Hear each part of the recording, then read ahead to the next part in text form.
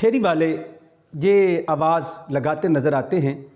جس میں وہ کہتے ہیں کہ کنگھے سے اترے ہوئے بال بیچ لو۔ یہ بات ذہن نشین کر لیں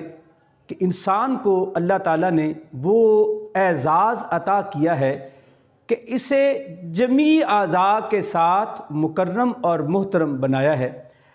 انسان کے وجود کے ساتھ جڑے ہوئے تو کوئی چیز نہیں بیچی جا سکتی، اس سے اتری ہوئی کسی چیز کو بھی نہیں بیچا جا سکتا،